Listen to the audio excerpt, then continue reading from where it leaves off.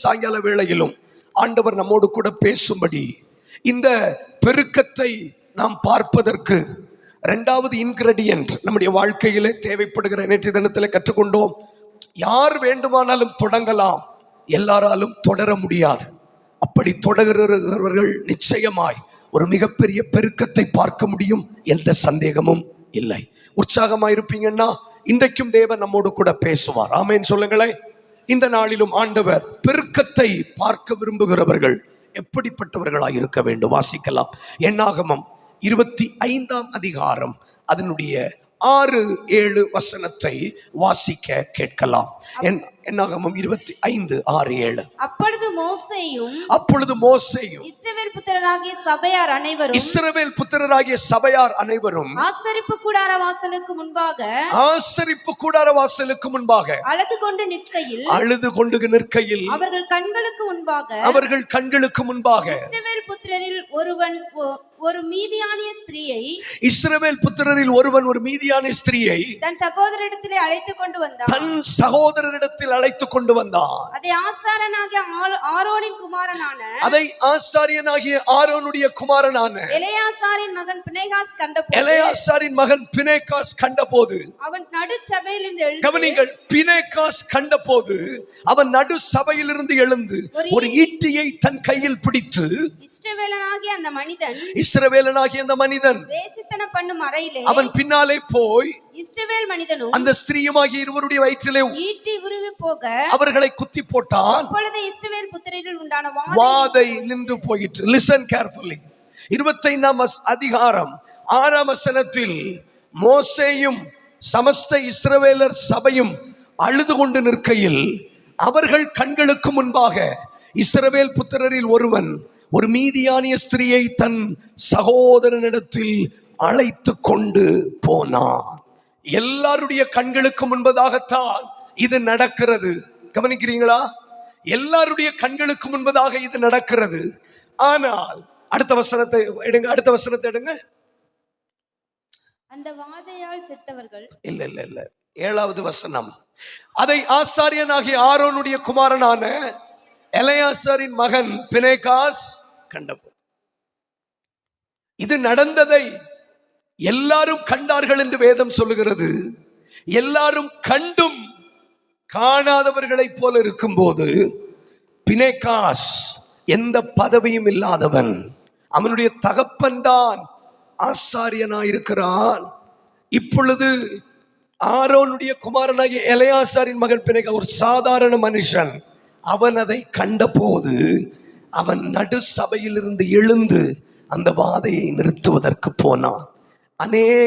அநேகத்தை கண்டும் காணாமல் இருக்கும்போது தான் கண்டதை நிறைவேற்ற வேண்டும் என்று போராடுகிறவர்கள் தான் பெருக்கத்திற்காக அழைக்கப்பட்டவர்கள். கைத்தட்ட முடிஞ்சா கைத்தட்டி ஸ்தோத்திரம் பண்ணுங்க. எல்லாரும் எல்லாத்தையும் காணத்தான் செய்கிறார்கள். ஆனால் காணும் போதும் கேட்கும் போதும் வராத உணர்ச்சிகள் இந்த எலெயாசாராகிய மகன் பினெகாசுக்கு ஒரு உணர்வு உண்டாயிற்று. அந்த உணர்வு அவனை ஒரு ஈட்டியை தன் கையிலே பிடித்து கொண்டு கர்த்தருக்காக வைராக்கியம் பாராட்ட வைத்தது. இன்றைக்கு இந்த 2வது நாள் சாயங்கால கூட்டத்தில் அநேக விஷயத்தை காணத்தான் செய்கிறார்கள். கொஞ்சம் ஜெபத்தோட உங்க முகத்தை வைங்களேன். ஜெபத்தோட உங்க முகத்தை வைங்க, பார்க்க நல்லா இருக்கும். கவனிங்க. அநேக விஷயத்தை கண்ட போதும் இவன் கண்ட விதங்கள் வித்தியாசமா இருந்தது. வேதவசனம் அழகாக சொல்லுகிறது, இவன் கண்டதை இவன் கைகள் மூலமாய் கர்த்தர் நிறைவேற்றி முடித்தார். இவனுக்கு யாரும் எந்த பொறுப்பும் கொடுக்கவில்லை, இவனுக்கு யாரும் எந்த சார்ஜ் ஒப்புவிக்கப்படவில்லை. ஆனால் தானாக முன்வந்து கர்த்தருக்காக எதையாகிலும் செய்ய வேண்டும் என்கிற வைராக்கியம் அவனுக்குள் இருந்தது. நமக்கு இருக்கிற பிரச்சனை என்ன தெரியுமா?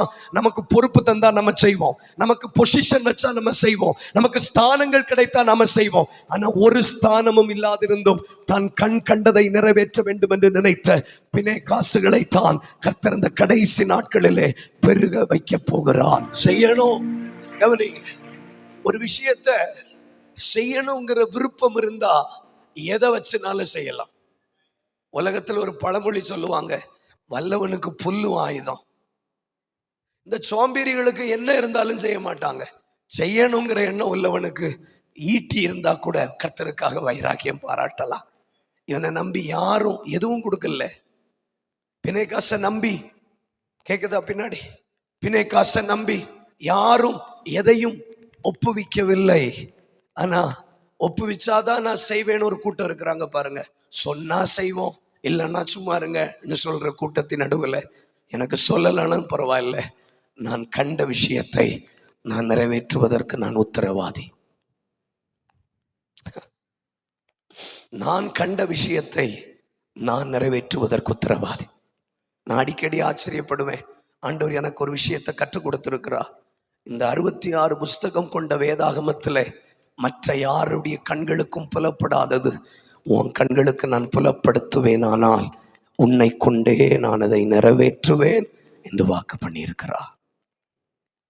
டிஸ்ட்ராக்ட் ஆகாதீங்க. நிறைய நேரங்களில் அநேகர் அநேகத்தை பார்த்தாலும் எல்லாராலும் எல்லாத்தையும் செய்ய முடிகிறது இல்லை. நல்லாதானே இருந்துச்சு. எல்லாத்தையும் எல்லாராலையும் செய்ய முடிகிறது இல்லை. புரிஞ்சுதுன்னு சொல்றவங்க கைகளை உயர்த்தி ஆண்டவருக்கு நன்றி செலுத்துங்க. ஆண்டவருக்காக எதையாகிலும் செய்யணுங்கிற விருப்பம் உள்ளவர்கள் எதையாகிலும் வைத்து வைராக்கியம் பாராட்டுவார்கள். இது இல்லை அது இல்லைன்னு சொல்ல மாட்டாங்க. அவங்களுக்கு ஈட்டி இருந்தா போதும். எதை வைத்தும் கர்த்தருக்காக அவங்களால வைராக்கியம் பாராட்ட முடியும். அது கழுதையின் பச்சை தாடை எலும்பா இருந்தாலும் அதை கொண்டு 1000 பேரை கொன்றுவிட முடியும். இப்படி யாருடைய தூண்டுதலும் இல்லாமல் தானாக முன்வந்து ஒரு விஷயத்தை என்றைக்கு ஒரு நபர் செய்ய தொடங்குகிறார்களோ அன்றையிலிருந்தே அவர்கள் பெருக ஆரம்பித்து விட்டார்கள் என்பதற்கு அடையாளம். நமக்கு அப்படி இல்லை. இந்த பழைய குரங்கு பொம்மை ஒன்று உண்டு, பார்த்திருக்கீங்களா? உங்களுக்கு ஒன்றும் தெரியாது, உங்கள்கிட்ட சொல்லியும் பிரயோஜனம் இல்லை. ஒரு சிகப்பு கலர் ட்ரெஸ் போட்டுட்டு ஒரு குரங்கு பொம்மை 2 இந்த வச்சுட்டு இருக்கும். அதுக்கு ரொம்ப கீ கொடுத்தோன்னா வைங்களேன், இப்படி அடிக்கும். அது கீ கொடுத்தா மட்டும்தான் அடிக்கும், கீ கொடுக்கலன்னா அதை அடிக்காது. அது ஷோகேஸில் இருக்கும். அது போலதான் இன்னைக்கு நாம பல விஷயங்களை யாராகிலும் சொன்னா மட்டும்தான் நமக்கு செய்யணும்னு தோணுதே தவிர இது பெருக்கத்தினுடைய அடையாளம் இல்லை. பெருக விரும்புகிறவர்கள் தன் கண்களுக்கு ஆண்டவர் ஏதோ ஒன்றை காண்பிக்கும் போதே அவைகளை செயல்பாட்டுக்குள்ளே கொண்டு வருகிறவர்கள் தான் பெருக முடியும். வாசிங்க. இப்படி யாருடைய உந்துதலும் இல்லாமல், யாருடைய கட்டாயமும் இல்லாமல், யாராவது பிணைக்காசுக்கு சொன்னாங்களா? சொல்லுங்க. சரி, உங்ககிட்ட கேட்கக்கூடாது, கேள்வியே கேட்கக்கூடாது. யாரும் பிணைக்காசுக்கு சொல்லல. ஆனால் தானாக வாலண்டியர்லி, அதுக்கு அர்த்தம் தான் தானாகவே முன்வந்து தான் கண்ட காட்சியை எப்படியாகிலும் நிறுத்த வேண்டும் என்று போராடினபடியினால், இப்ப வாசிங்க என்னாகமம் 31வது அதிகாரம் அதனுடைய 6வது வசனம். என்னாகமம் 31 அதனுடைய 6வது வசனம். மோசே அவர்களையும் ஆசாரியனாகிய எலெயாசாரின் குமாரன் பிணைகாசையும் மோசே அவர்களையும் ஆசாரியனாகிய எலெயாசாரின் குமாரன் பிணைகாசையும் யுத்தத்திற்கு அனுப்புகையில், நல்ல கவனிங்க, முதல் தடவை தன் கண் கண்ட வாதையை நிறுத்துவதற்கு யாரும் எதுவும் கொடுக்காதிருந்தும், யாருடைய தூண்டுதலும் இல்லாமல் தானாக முன்வந்து ஒரு ஈட்டி எடுத்துக்கொண்டு கர்த்தருக்காக வைராக்கியம் பாராட்டினான். ஆனால் இந்த தடவை பாருங்க, மோசே அவர்களையும் ஆசாரியனுடைய என்ன சொல்ல யுத்தத்திற்கு அனுப்புகையில் அவன் கையிலே பரிசுத்த தட்டுமுட்டுகளையும் தொனிக்கும் பூரிக்கைகளையும் கொடுத்து அனுப்பினான். கவனிங்க, ஒரு காலகட்டம் வரைக்கும் யாருடைய வற்புறுத்துதலும் இல்லாமல் தானாக முன்வந்து கர்த்தருக்காக வைராக்கியம் பாராட்டின அவனை நம்பி கர்த்தர் பரிசுத்த தட்டுமுட்டுகளையும் தொனிக்கும் பூரிக்கைகளையும் கொடுக்க அனுப்பினார். நான் சொல்றேன், ஒரு காலகட்டம் வரைக்கும் நீங்களா செய்யுங்க. ஒரு காலகட்டத்திற்கு பிறகு விலை மதிப்பிற்குரிய விஷயங்கள் உங்கள் கைகளிலே ஒப்பு கொடுக்கப்படும். இந்த பரிசுத்த தட்டுமுட்டுகளும் தொனிக்கும் பூரிக்கைகளும் சாதாரணமானவைகள் அல்ல. வசனம் படித்தவர்களுக்கு நான் சொல்லுகிறேன், பெல்ஷாத்தார் என்கிற ராஜா இந்த பரிசுத்த தட்டுமுட்டுகளை எடுத்து அவன் போஜனம் பண்ணவும் குடிக்கவும் வெறிக்கவும் முற்பட்ட போது ஒரு கை உறுப்பு வந்து சுவரில் எழுதினது, மெனே மெனே தெக்கேல் உப்பார்சின், நீ தராசிலை நிறுத்தப்பட்டு குறையாய் காணப்பட்டாய் என்று கர்த்தர் அவனை கொன்று போட்டார். எத்தனையோ ஆசாரியர்கள் இந்த பரிசுத்த தட்டுமுட்டுக்களை, இந்த தொனிக்கும் பூரிக்கைகளை கையிலே எடுக்க துணிந்த போது கர்த்தர் அவர்களுக்கு ஒப்பு கொடுக்கவில்லை. ஆனால் அநேகர் போட்டி போட்ட இடத்தில் எந்த போட்டியும் இல்லாமல் கர்த்தர் பினேகாஸ் கைகளில் இதை ஒப்பு கொடுத்தார். பரிசுத்த தட்டுமுட்டுக்கள் எதற்கு அடையாளம் தெரியுமா? சமாதானத்திற்கு அடையாளம். நான் இங்க இருக்கிற சிலரை பார்த்து ஆவியிலே தீர்க்க தரிசனமாய் சொல்லுகிறேன், கடைசி வரைக்கும் நீங்க ஈட்டி பிடித்திருக்க போகிறதில்லை. உங்கள் யுத்தங்கள் முடிவுக்கு வரும். சமாதானத்தின் காலங்களை தேவன் சிலருக்கு தருவார். காது கேட்குமானா? கர்த்தருடைய வார்த்தை உங்களுக்கு புரியுமானா? கடைசி வரைக்கும் போராடி கொண்டிருக்கவே கர்த்தர் அனுமதிக்க மாட்டார். கடைசி வரைக்கும் அழுது கொண்டே இருக்க கர்த்தர் அனுமதிக்க மாட்டார். ஒரு காலகட்டம் வரும், ஈட்டி பிடித்த அதே கைகளில் சமாதானத்தின் தட்டுமுட்டுக்கள் வரும். ஐயோ, ஊழியத்தில் போராடி கொண்டே இருக்கிறோம், அந்த நிலைமை ஒரு நாட்கள் முடிவுக்கு வரும். குடும்பத்தில் எதிர்நீச்சல் போட்டு கொண்டிருக்கிறோம், அந்த விஷயத்திற்கு முடிவு வரும். கடைசி வரைக்கும் பினேகாசின் கைகள் ஈட்டி பிடிக்கிற கைகளால் இருக்கவில்லை. ஒரு காலகட்டம் வரும்போது அவன் கைகளில் பரிசுத்த தட்டுமுட்டுகளும் தொனிக்கும் பூரிக்கைகளும் வந்தது. நீங்களா என்றைக்கு எழும்புறீங்களோ அன்றைக்குத்தான் பெருக்கத்திற்கு அடையாளத்தை உங்கள் வாழ்க்கையில நீங்கள் காண தொடங்குகிறீர்கள். புரிஞ்சவங்க கை உயர்த்துற ஆமென் சொல்லுங்க.